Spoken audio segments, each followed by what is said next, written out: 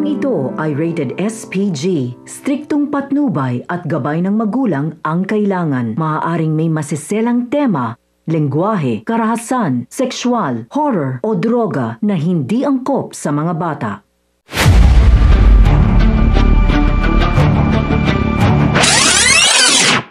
Mga kapamilya, laking gulat nga ni Rigor na makita niya si Tanggol. Ngunit hindi siya masyadong sigurado kung si Tanggol ba talaga ang kanya nakita.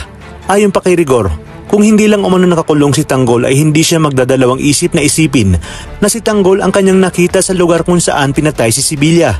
Samantala huli na nga nang dumating sina Rigor at ang mga kasamahan nitong pulis at hindi na nila nailigtas si Congressman Sibilya. Ngunit ang talagang umagaw sa atensyon ni Rigor ay ang dumaan sa lugar kung saan hindi kalayuan sa kanilang lugar na binata at dalaga na sakay ng motorsiklo. Sa isip ni Rigor ay kahawig ito ni Tanggol. Ngunit hindi niya masyadong namukaan dahil sa naka-helmet ito at sakay ng motorsiklo. Pero gusto ngang bigyan ng linaw ni Rigor ang kanyang mga nakita dahil parang may kutob umano siya na si Tanggol ang sakay nito. Kaya naman humingi si Rigor sa loob ng opisina ni Sibilya ng kopya ng CCTV upang makasiguro kung tama ba ang kanyang nakita.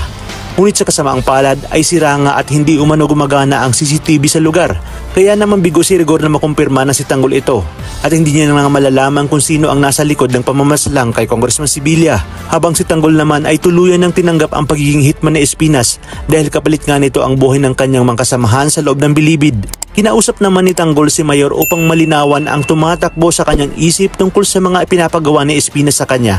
Ayon pa kay Tanggol, hindi umano tama ang ginagawa ni Espinas sa loob ng bilibid dahil ito ay pinagkakakitaan nito. Ngunit ipinaliwanag ni Mayor kay Tanggol na hindi mga inosente ang mga ipinapatumba ni Espinas sapagkat mga tiwali umano at masasamang tao ang ipinatitira ni Espinas na siya ang pinatunayan ni Bubbles. Ang hindi nga nila alam ay ginagamit lang sila ni Espinas kapalit nga ng malaking halaga na ibinabayad kay Espinas sa mga itinutumba nila. Kaya naman sinabi ni Mayor kay Tanggol na wag umanong susuwayin ni Tanggol si Chief Espinas dahil nakasalalay umano kay Espinas ang mga buhay nila kasama ng kanyang mga kaibigan.